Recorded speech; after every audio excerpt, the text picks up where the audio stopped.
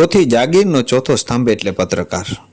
પણ અહીં તો પત્રકારો ઉપર જ હુમલાઓ થઈ રહ્યા છે. તેવો જ એક બનાવ મહેસાણાથી સામે આવે છે.